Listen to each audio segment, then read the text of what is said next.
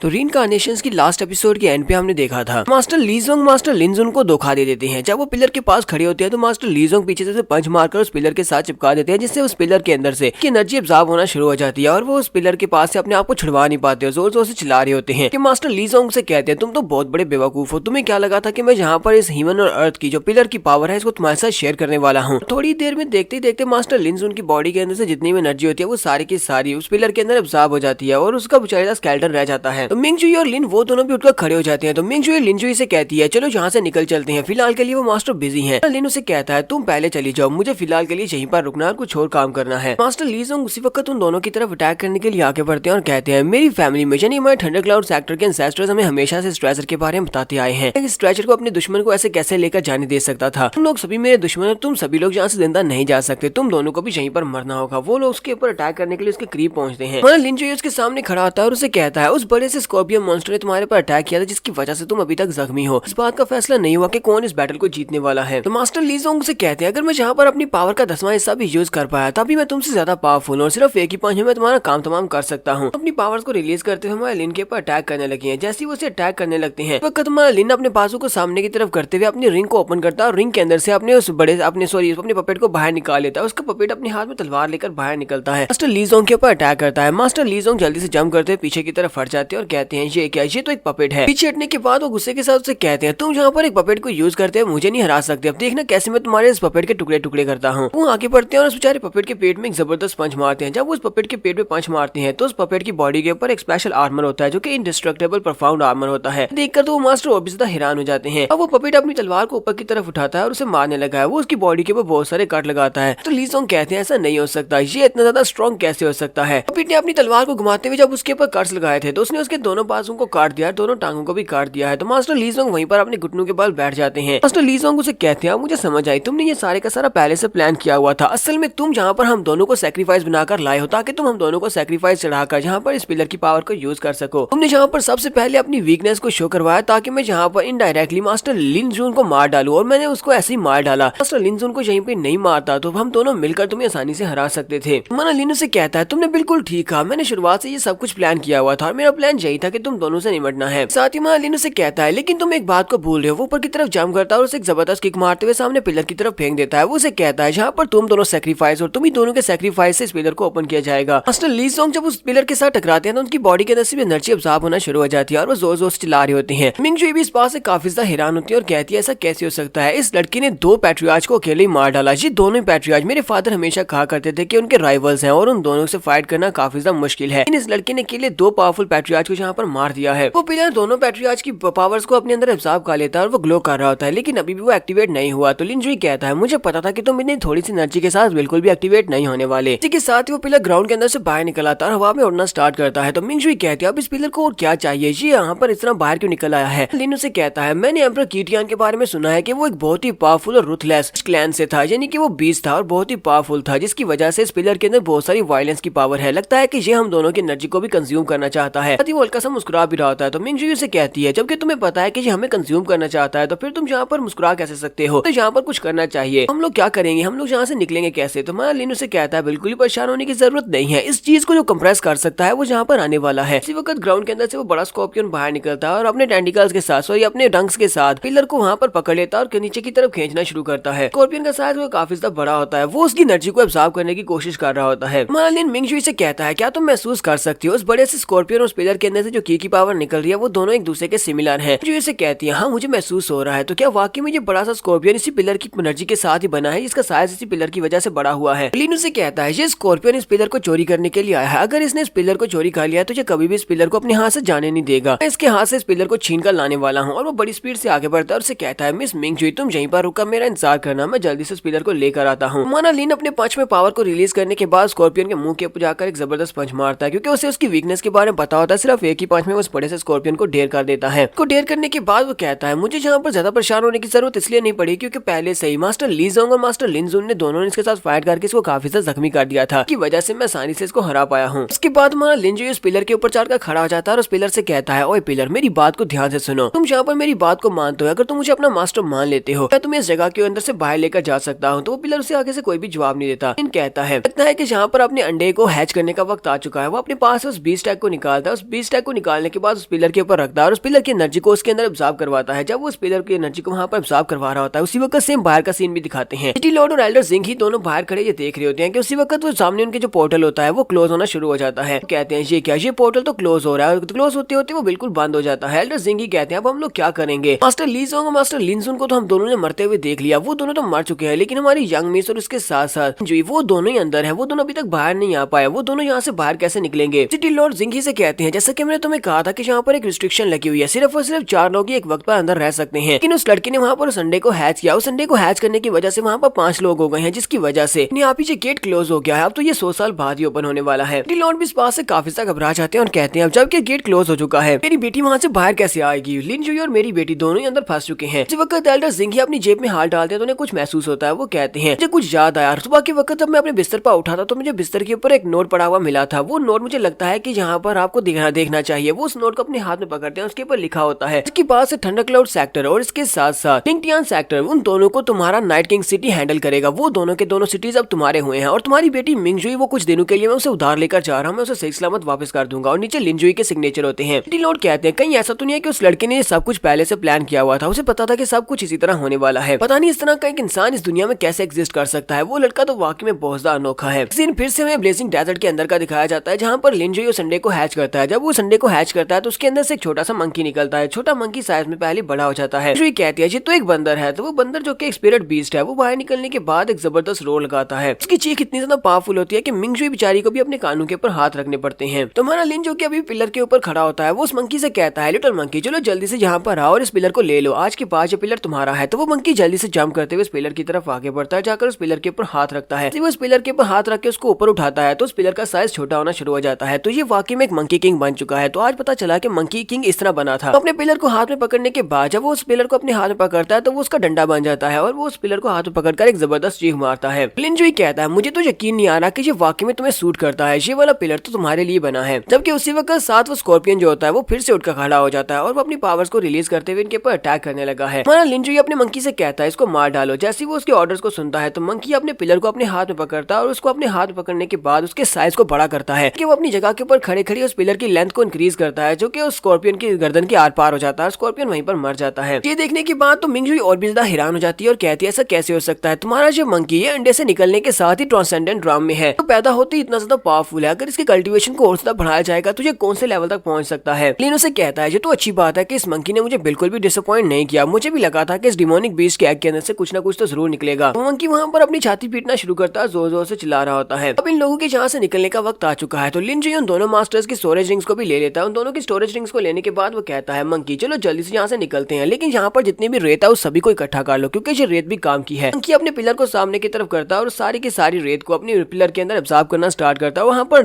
रेगिस्तान में जितनी भी रेत होती है वो सारी की सारी रेत को अपने पिलर के अंदर एब्जॉर्ब कर लेता है। जो कहती है जी तो अपने पिलर को स्टोरेज रिंग की तरह भी यूज कर सकता है। इसने आसपास जितनी भी रेत थी वो सारी की सारी रेत को अपने पिलर के अंदर एब्जॉर्ब कर लिया है। वो लिन से कहती है लिन अब हम लोग आगे कहाँ पर जाने वाले हैं, ब्लेजिंग डेजर्ट का गेट जो है वो तो क्लोज हो चुका है, अब हमारे निकलने का कोई भी रास्ता नहीं है। तो लिन उसे कहता है हाँ मुझे पता है कि हमें यहाँ से निकलना है और वॉइड गेट भी क्लोज हो चुका है, तो हम लोग यहाँ पर एक दूसरे रास्ते से निकलने वाले हैं। वो अपने मंकी से कहता है मंकी यहाँ के नीचे के ग्राउंड के ऊपर अटैक करो, इसको तोड़ दो। मंकी उसे कहता है ठीक है बॉस, और वो ऊपर की तरफ जंप करता है। ऊपर की तरफ जंप करने के बाद वो अपने पिलर को ऊपर उठाता है और उसके साथ ही ग्राउंड के ऊपर अटैक करता है। वो पिलर को ग्राउंड के अंदर धंसा देता है। जब वो पिलर को ग्राउंड के ऊपर मारता है तो वहाँ पर बहुत सारी दरारें पड़ना शुरू हो जाती हैं। मिंगजुई से कहता है चलो यहाँ से निकलते हैं। मिंगजुई को अपने साथ लेकर वो कहता है चलो यहाँ से चलें, ये वॉइड राम है। वो दोनों जैसे वहाँ पर उसके अंदर जंप लगाते हैं तो वहाँ पर कुछ होता है जो कि कहता है कि तुम लोग आउटसाइडर्स हो, तो आउटसाइडर को यहाँ पर आने की इजाजत नहीं है। भी एक रिस्ट्रिक्शन है जो कि एम्परर कीटिया ने यहाँ पर सेटअप किया ताकि कोई भी यहाँ पर किसी दूसरे तरीके को यूज करते हुए स्पेस के अंदर छेद करने के बाद यहाँ से निकल ना सके। दोनों जैसे वहाँ पर स्पेस के अंदर छेद करने के बाद वहाँ से अंदर जंप लगाते हैं, उनके ऊपर अटैक होता है। लिन कहता है बिल्कुल भी अच्छा नहीं है, मुझे यहाँ पर इस अटैक से अपने आप को बचाना होगा। वो अपने पास से कॉल्ड्रॉन निकालता है, उस कॉल्ड्रॉन के साइज को बड़ा करता है और लिनजुई और उसका अपने साथ मंकी को लेकर साथ में मिंगजुई को लेकर उस कॉल्ड्रॉन के अंदर चला जाता है। वो तीनों उस कॉल्ड्रॉन के अंदर चले जाते हैं। जब ऊपर से उनके ऊपर अटैक होता है तो वो अटैक कॉल्ड्रॉन के ऊपर लगता है, जिसकी वजह से उनके कॉल्ड्रॉन को काफी बड़ा झटका लगता है। मिंगजुई की पावर्स कम होने की वजह से उसके मुंह से ब्लड निकलना शुरू हो जाता है। वो साथ ही सोच रही होती है अगर ये बड़ा सा कॉल्ड्रॉन हमारे ऊपर नहीं होता तो इस अटैक की वजह से हम लोग बच नहीं सकते थे। ये अटैक तो बहुत ज्यादा पावरफुल था। तो अटैक की वजह से उनका कॉल्ड्रॉन जाकर ग्राउंड के ऊपर पटकता है। तो ग्राउंड के ऊपर पटकने के बाद वो दोनों उस कॉल्ड्रॉन से बाहर निकलते हैं। तो लिन मिंगजुई से पूछता है क्या तुम ठीक हो? वो उससे कहती है हाँ मैं ठीक हूँ, मुझे बस थोड़ी बहुत चोट आई है। फिर साथ ही वो उससे पूछती है ये कॉल्ड्रॉन पावरफुल अटैक को कैसे बर्दाश्त कर सकता है, तो सांख ने हमारे पर अटैक क्यों किया था? तो लिन उसे कहता है वो आंख एक डिवाइन टूल है, इसे एम्परर कीटियान ने यहाँ पर रिस्ट्रिक्शन के तौर पर छोड़ा ताकि कोई भी यहाँ पर वॉइड स्पेस को यूज करते हुए निकल ना सके। मैंने इस कोल्ट्रॉन को यूज किया क्योंकि एक बहुत ही पावरफुल कोल्ट्रॉन है जो कि अटैक्स को भी बर्दाश्त कर सकता है, ताकि हमें अपने आप को इस अटैक से बचा सके। तो यहाँ पर हम लोग अपनी एपिसोड 28 का एंड करेंगे। एपिसोड की एक्सप्लेनेशन अच्छी लगी हो तो कमेंट करके जरूर बताइएगा। चैनल को सब्सक्राइब कर दे, वीडियो को लाइक और शेयर कर दें। शुक्रिया।